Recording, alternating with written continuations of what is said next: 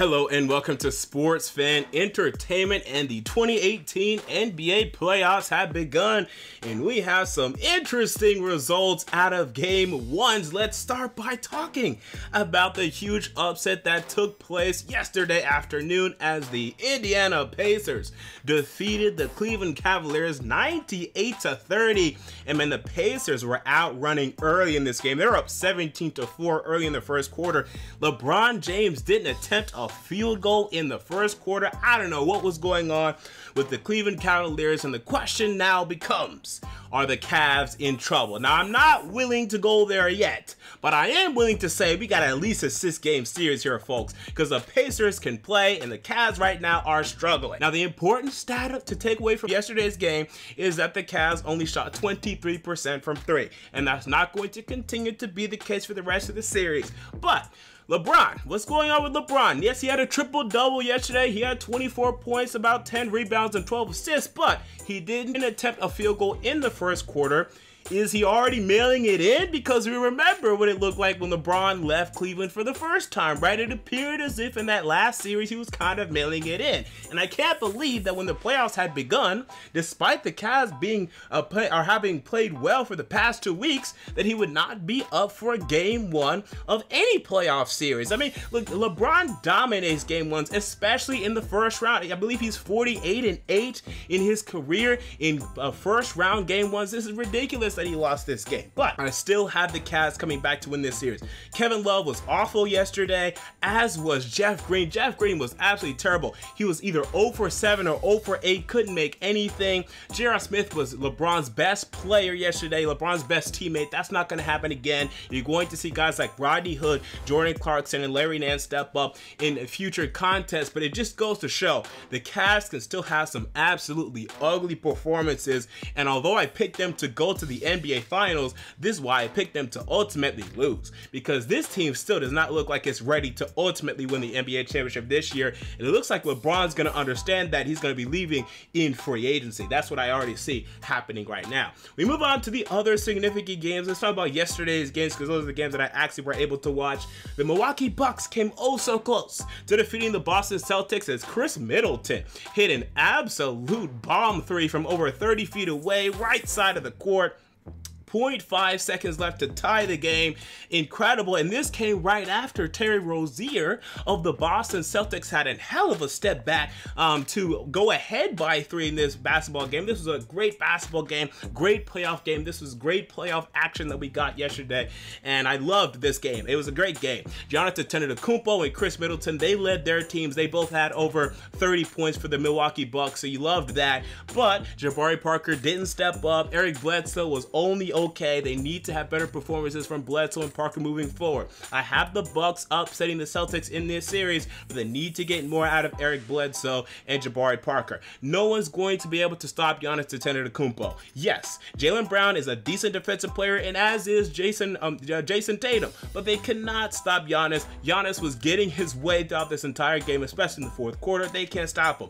And Chris Middleton, if he continues to shoot that well, oh yeah, the Bucks will probably win this series, but again, they're going to need help from Jabari Parker and Eric Bledsoe. The Oklahoma City Thunder defeated the Utah Jazz 116-108. Paul George had a tremendous game, over 35 points for Paul George, and this helped to quiet some people who were talking some trash after the Pacers beat the Cavs, because obviously the Pacers did not beat the Cavs last year, and Paul George did not have nearly the type of performance that Victor Oladipo had yesterday, but he had a better performance than Victor Oladipo had yesterday, as he had over 35 points, had about 7 rebounds, had a tremendous game, hit 8 threes. He was fantastic. He and Russell Westbrook were a great duo, but still, Carmelo Anthony continued to struggle. He's having problems. He's not really fitting in as a number 3 option. I cannot believe that the Thunder invested so much money in this guy long term. I mean, they didn't pay the contract, but they traded for it. But it was a good win for the Oklahoma City Thunder. They're up 1-0, but it just goes to show that this series is going to be close, as Donovan Mitchell also had a really good game. His first playoff game, had 27 points, points, 11 to 22 field goal.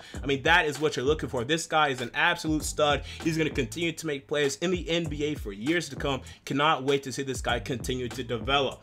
And we also have the Houston Rockets defeating the Minnesota Timberwolves 104 to 101. James Harden is putting people to absolute sleep right now. Those trash talkers that claim that James Harden is nothing in the playoffs, that he can do nothing in the playoffs, they're saying nothing today, as he had 44 points. He was 15 to 26. He was incredible, and he scored the last 12 points for the Houston Rockets in the fourth quarter, ascending them to victory. This is the type of performance that we missed from James Harden last year against the San Antonio Spurs. If he can bring this out, best believe the Houston Rockets will go to the NBA Finals and they will win it. Great win for the Rockets, but also for the Timberwolves. I think you have to like this game because you stayed in it. You weren't able to win, right? But you have the confidence to say we can stick with the Houston Rockets. Yes, we're the 8th seed, but we can stick with them. If we can get a game to upset, maybe we can upset them ultimately. Take it one game at a time. We have to have better performances from Karl Anthony Towns, who did not do much yesterday, and also Andrew Wiggins, who also disappointed to me yesterday. But I like what I saw from the Timberwolves, and I loved what I saw from James Harden. He was incredible. So we move on to some NFL news as the Dallas Cowboys released longtime wide receiver Dez Bryant. And very interesting move here by the Dallas Cowboys, a move that I kind of expected earlier in the offseason. He's not done yet, but damn it, he's getting close. This was not a good year for Dez Bryant, and more importantly, although I don't think he's physically done yet, I think he still has a lot of potential within him, he just does not work well with Dak Prescott. And it's not because Dak Prescott doesn't target it. 27% of Dak Prescott's targets were targeted for Dez Bryant, and still Dez Bryant had troubles getting over 50% of those targets caught, and that concerns me. He got just over 50% this year, just over last year, and the year before that he failed to get 50%. Now that wasn't with Dak Prescott, that was with Matt Castle and a bunch of idiots, but still Dez Bryant is having trouble getting a significant amount of targets caught his way, and you love to see wide receivers have that number around 60%. He's been floating around 52%. That is not good for Dez Bryant. And when we're talking about him only being able to catch about 2 routes right now in the NFL, and that's like the fade route, you know, outside shoulder, and then maybe the occasional slant. You know, I think that has a lot to do though with the Dallas Cowboys offensive system and their offensive coaching. I think it could be better. So I will say this about Dez Bryant. I think if he goes elsewhere, and he will, okay, because he's released, I think you could actually still have 1,000+ yard season. I still think he has that potential within him, but he's going to need a creative offensive coordinator to bring him back to his roots, get his route tree back to being as extensive as it was during the time with Tony Romo, okay, when he was running all those routes, breaking 1,000 yards for 3 consecutive seasons.